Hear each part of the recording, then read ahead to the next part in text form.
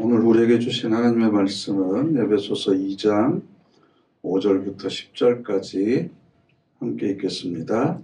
그런 까닭에 하나님은 우리가 비록 여러 잘못을 저지른 탓에 죽은 사람들이지만 그런 우리를 그리스도님과 함께 살려내셨습니다. 은혜로 여러분은 구원받았습니다. 그리고 하나님은 우리를 그리스도 예수님 안에서 함께 일으켜 살리셨고 함께 하늘에 앉히셨습니다. 하나님은 다가올 여러 세대에 그 은혜가 더할 나위 없이 풍성함을 드러내 보여주시려 한 것입니다. 그리스도 예수님 안에서 우리한테 베푸신 친절을 통해서 말이지요. 은혜로 여러분은 구원받았기 때문입니다. 믿음을 통해서요. 이것은 여러분한테서 비롯된 것이 아니라 하나님의 선물입니다. 행위에서 비롯된 것이 아닙니다. 그래서 누구도 자랑하지 못하게 하시려는 것입니다. 우리는 하나님이 만드신 작품들입니다. 하나님이 미리 마련해 두신 선한 일들을 위해서 우리는 그리스도 예수님 안에서 창조되었습니다.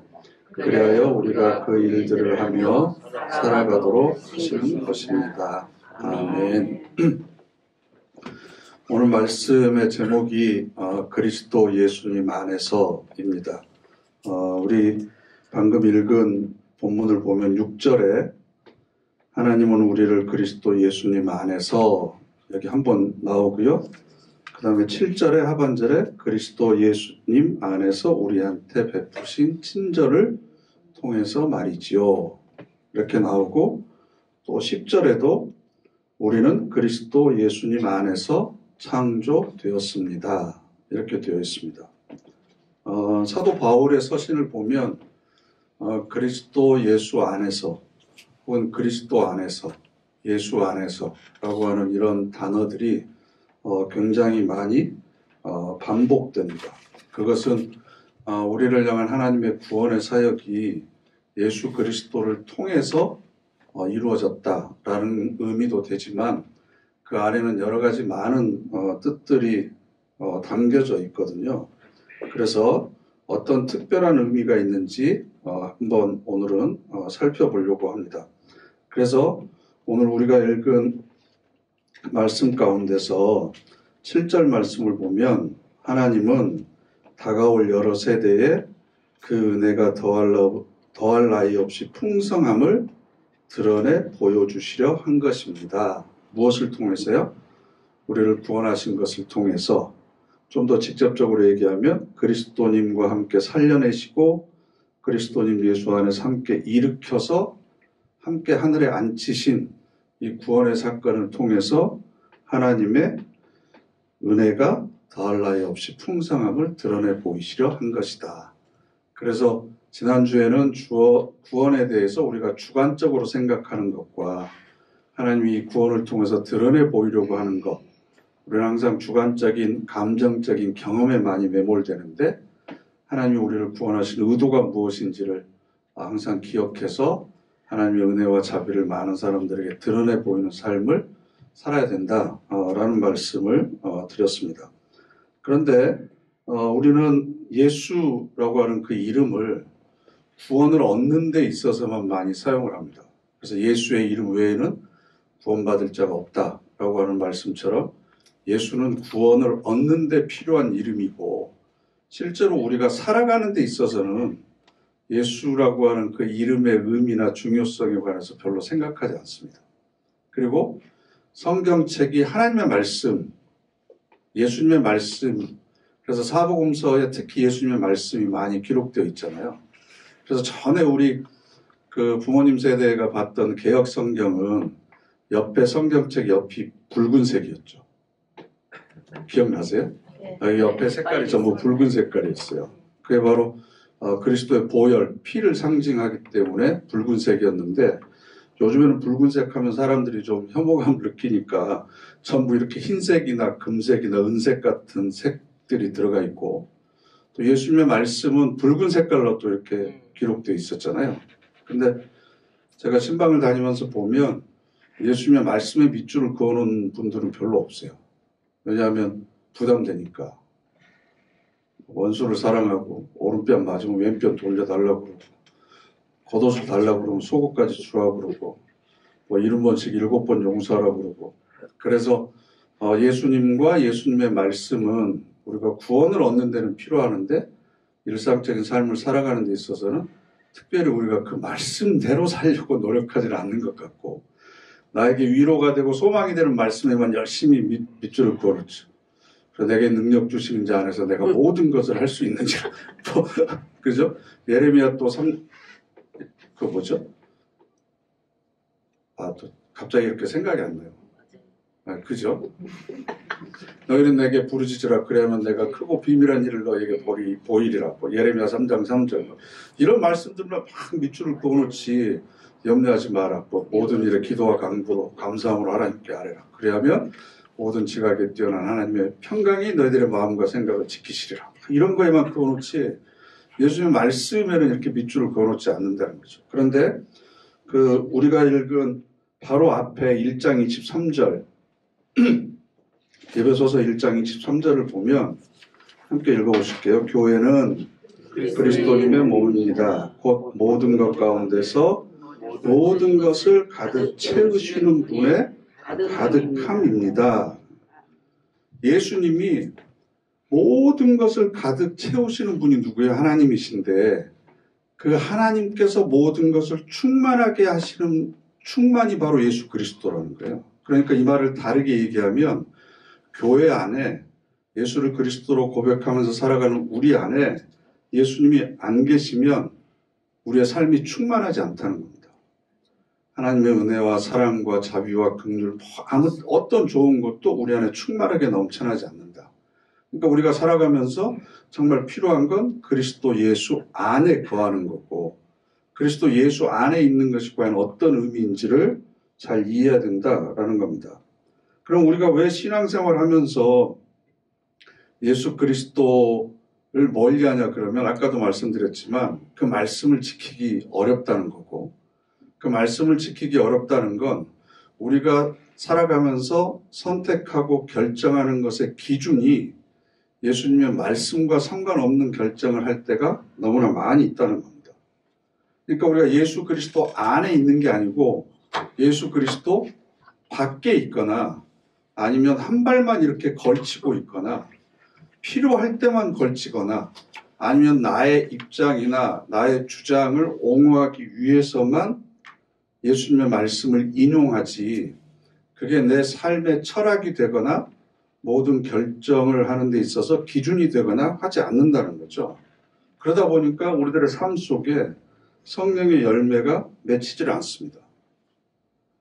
우리들 마음속에서 일어나는 모든 생각은 다 육체적인 욕망을 따라서 일어나는 생각들이기 때문에 그것 자체가 선한 열매를 맺을 수 없거든요.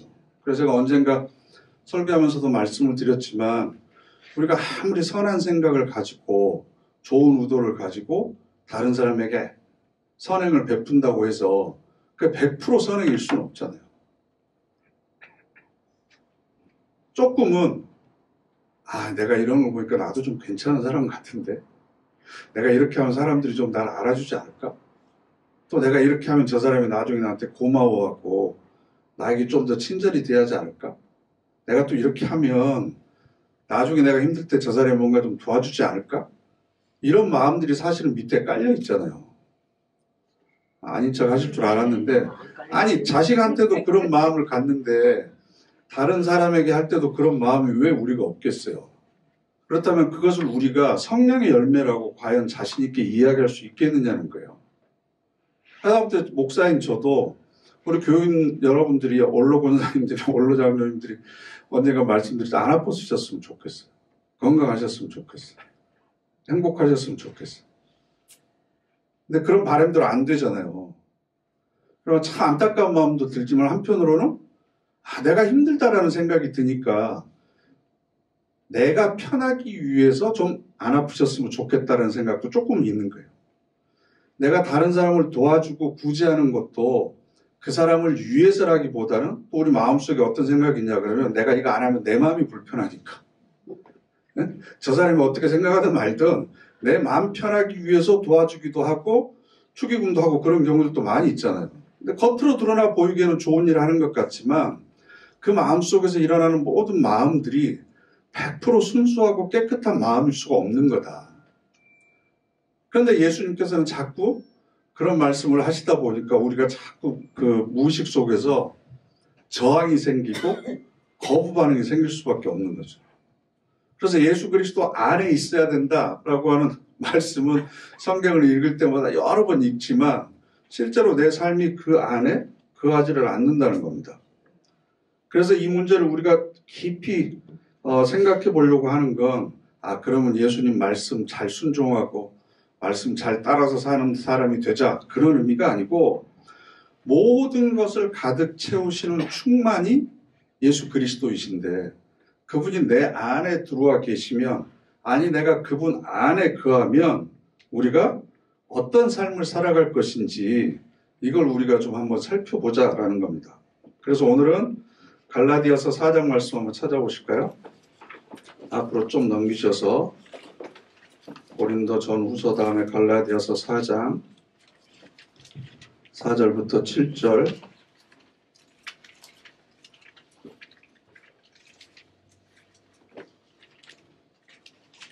갈라디아서 4장 4절부터 7절 함께 읽겠습니다. 그러나 때가 찬 시점이 왔을 때 하나님이 자신의 아들을 내보내셔서 여자한테서 나게 하시고 율법 아래 놓이게 하셨습니다. 율법 아래 놓여 있는 사람들을 값을 치르고 풀어주시기 위해서였습니다.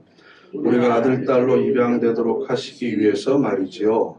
그런데 여러분은 하나님의 아들, 딸들이므로 하나님이 자기 아들의 영을 우리 마음에 보내셨습니다. 그 영이 아빠 곧 아버지 하고 외칩니다. 그러므로 그들은 더 이상 종이 아니라 아들, 딸입니다. 아들, 딸이면 상속자이기도 합니다. 하나님이 그렇게 정하신 것입니다. 아멘. 우리는 이 말씀을 보면 4절보다는 5절 하반절에 우리가 아들, 딸로 입양되었다. 그러니까 좀 쉽게 표현하면 예수님이 큰형님이고 우리도 하나님을 같이 아버지로 부르니까 여러분들에게서는 예수님이 오빠고, 그죠? 여러분 여동생이고, 왜냐하면 우리가 하나님을 똑같이 아버지로 부르니까. 뿐만 아니라 6절 하반절에 그 영이 아빠 곧 아버지라고 외칩니다. 여기서 아빠는 아버지를 뜻하는 아람어예요. 아람어. 유대인들이 쓰던 고유한 말입니다. 그러니까 우리의 아빠나 유대인들의 아빠나 발음이 똑같죠. 그러니까 엄마도 마마, 엄마, 이게 다 세계적으로 거의 비슷한 발음을 가지고 있거든요. 그리고 7절에 우리는 종이 아니다. 아들, 딸이다. 그럼 아들, 딸이면 상속자다. 우리가 아버지의 것을 다 물려받을 수 있다. 여기에다만 사실 우리가 집중해서 읽지, 4절에 있는 말씀 처음에 하나님이 자신의 아들을 보내셔서 라는 이 대목에 관해서는 별로 심각하게 생각을 하지 않습니다. 그러면 아버지이신 하나님이 독생자이신 예수 그리스도를 이 땅에 보내신 건 아버지의 입장에서 보면 기쁜 일입니까? 슬픈 일입니까? 슬픈 일. 네?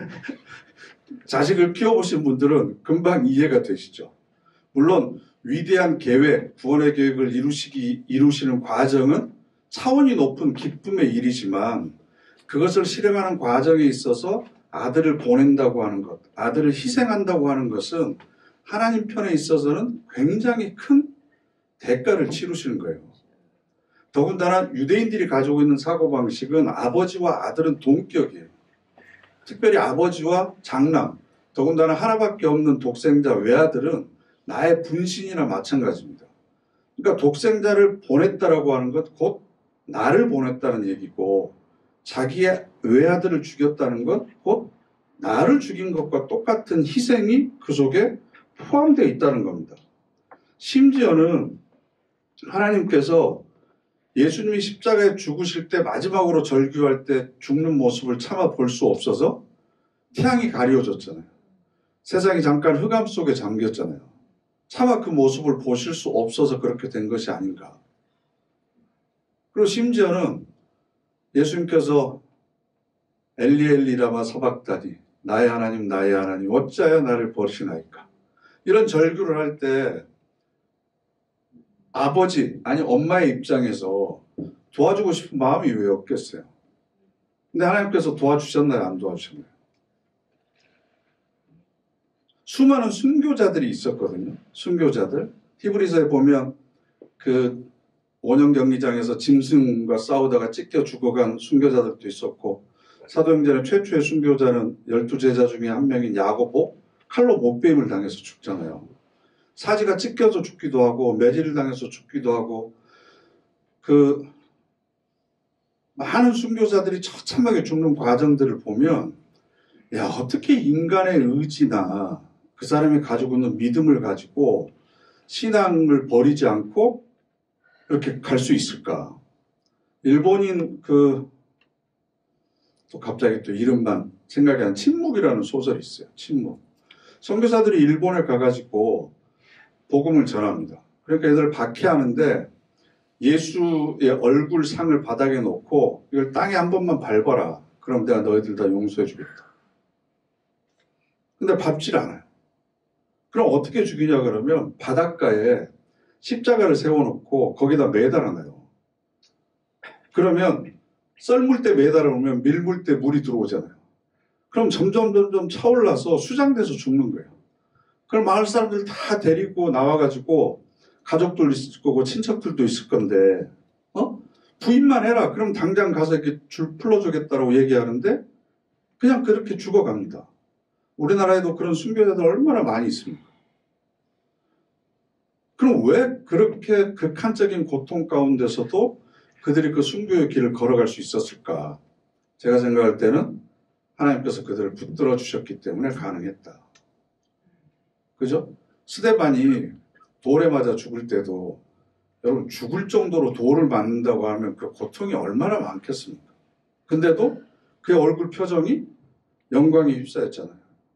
그렇게 평온하게 고통을 소화할 수 있었던 건 하나님께서 신비한 능력으로 그 사람을 붙들어 주셨기 때문에 그 죽음의 과정을 잘 통과할 수 있었단 말이에요.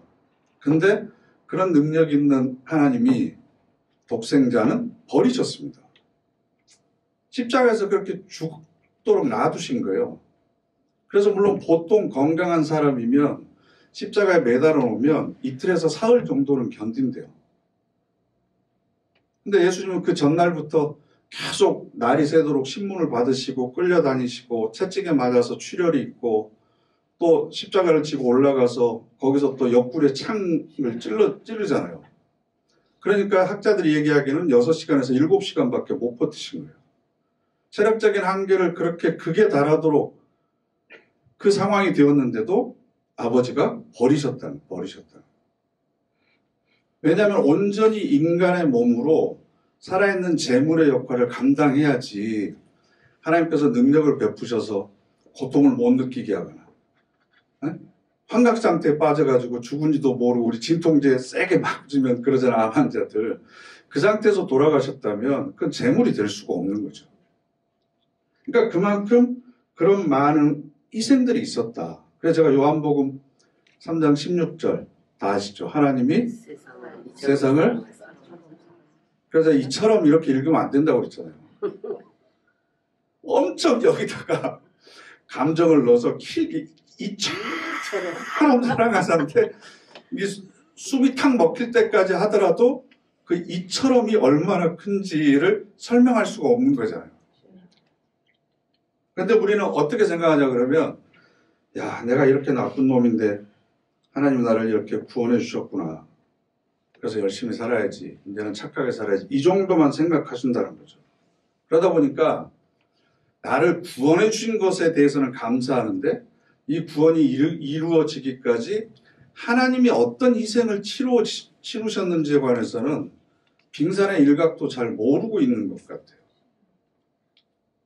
그러니까 철 모르는 자식들이, 철없는 자식들이 크고 나면 다 자기들이 잘나서 큰 줄 알잖아요. 어렸을 때부터 부모님이 어떻게 키워줬는지 모르고 지가 잘나고 똑똑해서 그렇게 큰 줄 아는 것처럼 우리 신앙인들도 마찬가지로 물리적인 나이하고 상관없이 내가 선택해서 내가 결단해서 내가 예수를 믿어줬고 내 의지와 내 힘으로 내가 열심히 신앙생활을 해줬으니까 하나님이 나한테 이렇게 해줘야 된다. 이런 쪽에만 자꾸 생각을 하다 보니까 은혜에 대한 감격이나 기쁨이 점점점 좀 메말라져 가는 느낌이 드는 거죠. 고린도후서 5장 말씀 한번 찾아보실까요? 좀 앞으로 넘기셔서 고린도후서 5장 20절과 21절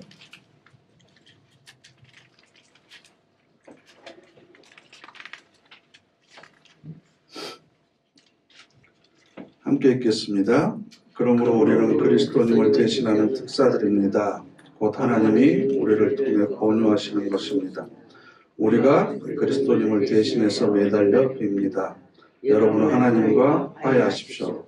우리를 위해서 하나님은 죄를 알지도 못하는 분에게 죄를 짊어지게 하셔서 우리 자신들이 그분 안에서 하나님의 의가 되도록 하셨습니다. 아멘. 죄를 전혀 모르는 분에게 죄를 짊어지게 하셨다. 그게 바로 하나님께서 그렇게 하신 거다라는 겁니다. 우리는 보통 희생하고 구제하고 다른 사람을 섬기는데 다 나름대로 주관적인 기준이 있겠지만 누가 얼마나 냈느냐, 얼마나 크고 얼마나 많은 것을 희생했느냐, 이걸 가지고 따지거든요. 그런데 하나님께서 중요하게 생각하시는 건 뭐냐 그러면 어느 정도를 희생했느냐예요.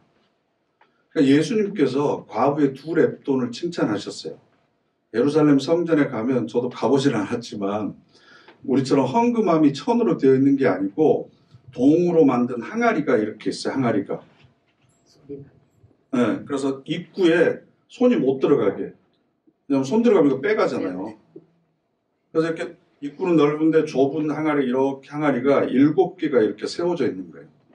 우리도 그 헌금의 종류들이 여러 가지가 있듯이 이제 짐승을 잡아서 제물을 드리는 건 매번 할 수가 없으니까 속죄제사 같은 때만 하는 거고 평상시에는 성전에 가서 헌금을 하는 거죠. 그러면 옛날에는 지폐가 없었으니까 금이나 은이나 돈 같은 걸로 이렇게 화폐를 만들잖아요. 그러면 크기가 다르고 무게가 다르죠. 떨어지면 소리가 다르죠. 소리가. 얼마 넣었는지 몰라도 뒤에서 듣고 있으면 저 사람이 그 말을 떨어뜨렸네. 소리가 큰 거 난 걸 보니까 이번엔 좀 큰 거 떨어뜨렸네. 그러니까 좀 부자들은, 거들먹거리는 사람들은 일부러 가가지고 팔을 탁 걷고 들어가지고 하나씩 떨어뜨리고 여기다가 자기 의를 과시하는 거죠. 근데 이 과부는 두 렙돈이면 지금 돈으로 환산을 하면 1,000원이나 1,500원, 합치면 2,500원에서 3,000원밖에 안 되는. 그래서 가난한 사람들이, 요즘에 우리가 물가가 많이 올랐지만 한 끼 밥도 가장 검소하게 해결할 수 있는 돈이 두 렙돈이에요. 그러니까 옛날에 김밥천국 있었잖아요. 1,000원짜리. 요즘에는 다 3,000원, 4,000원 하는데 그 정도 물가를 생각하시면 돼요. 근데 그게 이 과부에게 있어서는 하루 먹고 사는 전액이었다고. 근데 우리는 그 말을 많이 떨어뜨리는 사람한테만 주목하지, 하나님의 입장에서 보면 그 말을 산으로 쌓아놓는들 그게 무슨 큰 거겠어요? 문제는 나에게 있는 것에 얼마를 드렸느냐, 내가 가지고 있는 것에 전부를 드렸다라는 거죠. 그러면 왜 하나님께서 우리에게 그런 희생을 요구하시냐 그러면 아까도 말씀드렸다시피 우리를 구원하시기 위해서 하나님이 자기를 보내셨다. 독생자 외아들, 즉 나를 보내서 나를 죽이셨거든요. 그러니까 전부를 하나님께서는 희생하신 거예요. 그러면 그 사랑과 그 은혜를 감격하면서 살아가는 신앙인들은 어떤 삶의 태도가 우리에게 있어야 되냐 그러면 신앙생활 하고 나서 손해본 게 많이 있어야 돼요. 예수님 때문에 제가 손해봤습니다. 예수님 때문에 제가 많이 졌습니다. 예수님 때문에 옳은 줄 알면서도 제가 포기한 적이 많이 있습니다. 예수님 때문에 제가 더 높지만 양보하고 겸손해진 적이 많이 있습니다. 왜냐하면 하나님께서 우리를 구원하시기 위해서 활동하시는 원리가 그거잖아요. 그래서 빌립보서 2장 5절 말씀 한번 찾아보실까요? 에베소서 다음에 빌립보서가 있죠. 에베소서 2장 5절 말씀 함께 읽겠습니다. 예수님은 하나님의 모습을 지니셨지만 억지를 쓰지 않으셨네. 하나님과 동등하게 되시는 것에. 하나님과 똑같은 모습이지만 내가 같은 자격을 지녔다. 나를 동등하게 대해달라라고 억지를 쓰지 않았습니다. 뿐만 아니라 어떻게 오셨죠? 오히려 자신을 비우셔서 종의 모습을 취하셨네. 자기를 비웠다고 하는 건 배기종군한다는 뜻입니다. 나를 아무것도 아니게 여겨도 그것도 괜찮습니다. 그래서 종의 몸으로 이 땅에 오셨습니다. 사람의 모양을 띠고 이 땅에 태어나셨습니다. 그리고 8절에 어떻게 하셨죠? 자기를 낮추셨습니다. 그리고 죽기까지 순종하셨습니다. 이 얘기는 예수님이 자기를 낮추셔서 죽기까지 순종하셨다라는 말도 되지만 예수님을 통해서 아버지께서 자기를 낮추셔서 죽기까지 순종하셨다는 겁니다. 그게 다른 사람의 생명을 살릴 수 있는 원리입니다. 그 은혜를 통해서 우리가 구원을 받았습니다. 그래서 여러분들이 사복음서를 한번 읽어보시면 예수님께서 자기를 변호하시기 위해서 말씀하신 적이 없습니다. 하나님의 뜻을 드러내기 위해서 하나님의 뜻을 올바로 가르쳐주고 하나님의 뜻을 대변하기 위해서 말씀하신 적이 있지 자신의 자존심을 지키기 위해서 자신의 체면을 세우고 자신의 명예를 드러내기 위해서 말씀하신 적이 없습니다. 심지어 빌라도의 법정에 서서 네가 유대인의 왕이냐? 라고 물어봤을 때 예수님께서도 네가 말하였도다 라고 얘기했습니다. 나는 한 번도 내 입으로 그런 얘기를 한 적이 없다라는 겁니다. 그리고 이건 이 사람들이 이렇게 해서 지어낸 얘기지 내가 한 번도 한 적이 없다. 그러니까 나는 무고하다라고 스스로를 변호하지도 않았습니다. 십자가에 매달아 놓고 로마 병사들이 조롱했잖아요. 뭐라고 조롱했습니까? 네가 하나님의 아들이거든? 한번 내려와 봐라. 그것도 못하면서 지 몸 하나 구원하지 못하면서 무슨 인류를 하나님의 아들이고 어쩌고저쩌고 놀렸을 거 아니에요? 저는 그 말씀 묵상할 때마다 만약 내가 그랬으면 얼른 내려와서 봤지 이러고 누가 얘기했어? 뺨한테 딱 때리고 너 조용히 해 그러고 다시 올라갔을 것 같아요. 얼마나 자존심 상해요. 네?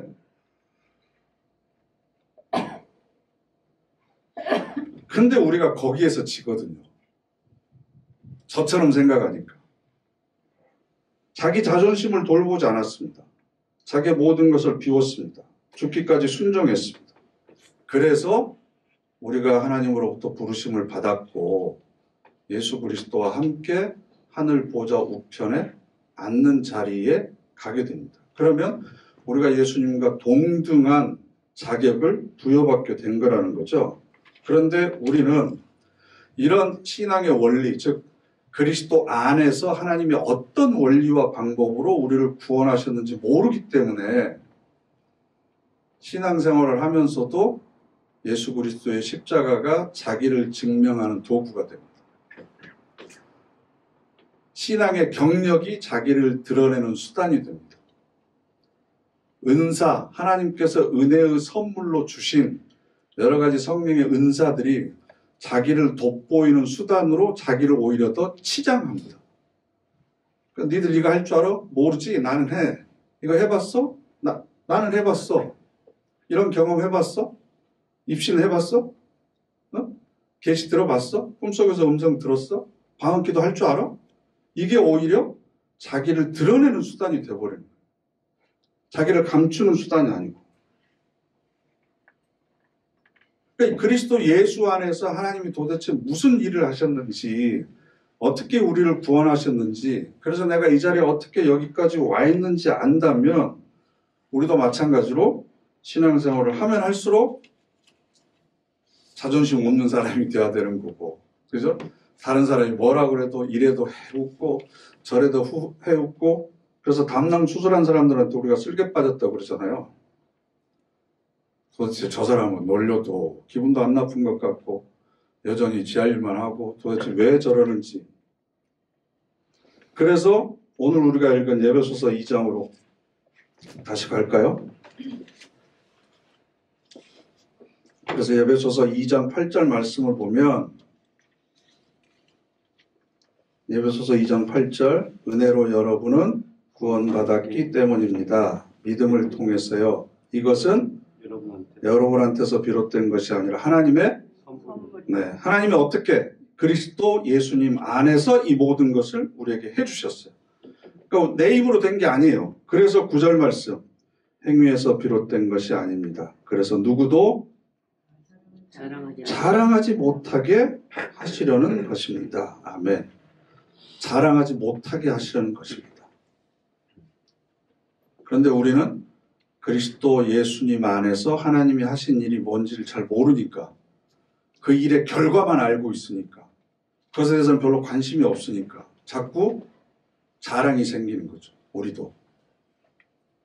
바리새인들과 예수님께서 왜 그렇게 다퉜냐 그러면, 하나님의 은혜는 모든 사람에게 똑같다. 세리나 창기나 두렙돈밖에 못 드리는 과부도, 그리고 불치병에 걸려서 전염성이 있다고 가족들로부터 추방당해서 살고 있는 문둥병 환자들이나 이런 사람들도 다 하나님의 은혜가 동일하고 그들도 함께 구원을 받는다라는 이야기를 하니까 바리새인들이 듣지를 못하는 거예요. 왜? 똑같으면 억울하니까. 우리는 일주일에 2번 금식하고 10의 1조를 바치고 박하와 해양과 근처에 향신료까지 우리가 떼어서 11조를 드리고 성전이나 길에 있든지 언제든지 하루에 3번씩 기도하고 그러는데, 저 사람하고 우리하고 똑같다고 그러면 그게 말이 됩니까? 네? 평생 동안 신앙생활을 하면서 우리 열심히 이걸 지켰는데 율법도 제대로 못 지킨 사람들을 우리하고 똑같이 하나님이 사랑하신다고 하면 그게 말이 됩니까? 라는 겁니다. 그랬더니 예수님께서 하신 답변은 산상설교식으로 이야기하면, 너희들은 이미 너희가 받을 상을 다 받았다. 그러면 너희가 받을 상을 이미 다 받았다. 그래서 예수님을 볼 수가 없는 거죠. 그래서 죽인 거죠. 그런데 우리가 이 땅에 살아가면서 다시 예수 그리스도를 십자가에 못 박는다는 건 뭐예요? 바로 예수님께서 말씀하신 그 복음의 핵심을 놓치고 있습니다. 여전히 우리는 다른 사람하고 나하고 똑같이 취급받는 걸 못 참아합니다.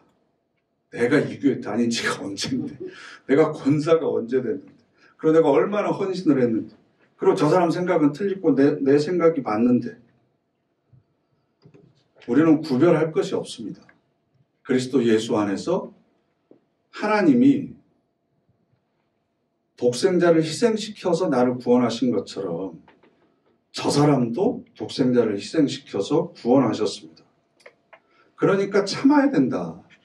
고린도 교회 사도 바울이 하는 얘기가 그렇잖아요. 왜 시시비비가 붙으면 그걸 왜 세상 법정으로 가지고 가냐. 그걸 판단해 줄 만한 지혜 있는 사람이 너희 중에 없어서 그러냐. 차라리 져라. 그게 오히려 더 은혜스럽고 덕을 세운 것 아니지 않냐. 그런데 우리는 내가 옳다고 생각하면 저 사람보다 내가 낫다는 것을 반드시 증명해야 됩니다. 내가 옳다는 것을 기어이 드러내야 됩니다. 그래서 내가 더 우월하고 내가 더 잘났다는 것을 인정받아야만 속이 후련합니다. 근데 그러다 보면 뭐가 생기냐 그러면 자꾸 승자와 패자가 생기는 거예요. 내가 오르면 저 사람은 틀린 사람이 되는 거죠. 그죠? 그러다 보면 이게 분열이 생기는 겁니다. 그래서 에베소서 1장에 뭐로 시작하면 우리는 모두 다 본질상 진노의 자식들이었습니다. 진노의 자식들. 저 사람만 진노의 자식도 아니고 나도 이 진노의 자식이다. 출발선은 다 똑같다. 출발선은 진노의 자식에서부터 출발했다. 그리고 우리 모두를 다 하나님의 선하신 일을 하도록 하기 위해서 다시 우리를 창조했다. 그래서 10절 말씀 보시면 우리는 함께 읽으시죠. 우리는 하나님이 만드신 작품들입니다. 하나님이 미리 마련해 두신 선한 일들을 위해서 우리는 그리스도 예수님 안에서 창조되었습니다. 그리하여 우리가 그 일들을 하며 살아가도록 하신 것입니다. 아멘. 우리는 창조되었어요. 창조. 리모델링 된 게 아닙니다. 쓸만한 것은 하나도 없어요. 쓸만한 것 있으면 그건 남겨두고 안 좋은 것만 이렇게 고치는 걸 리모델링이라고 그러잖아요. 혹은 리페어한다고 그러는데 우리는 그럴 수가 없어요. 그러니까 하나님께서 온전히 새롭게 하신 거예요. 새로운 피조물로 만드신 거예요. 왜? 선한 일을 하도록 하기 위해서. 왜냐하면 우리 안에서는 선한 것이 안 나오니까. 우리를 새롭게 하셔야만 그 안에서 선한 것이 나올 수 있으니까. 그런데 우리는 자꾸 자랑합니다. 비교합니다. 그래서 다른 사람들을 지적합니다. 지적하는 것을 통해서 만족감을 느낍니다. 내가 저 사람보다 더 나아. 저 모르지. 그러니까 이건 이렇게 해야 하세요. 이건 이렇게 해야 맞아요. 이건 이렇게 하면 잘못됐어요. 그런 얘기를 하면서 자기가 우월감을 느끼는 거죠. 근데 내가 먼저 구원받았다는 게 내가 잘나서도 아니잖아요. 그죠? 제가 그랬잖아요. 고아원 가서 헐벗고 있는 애들이 있으면 누구한테 제일 먼저 옷을 입혀요? 네?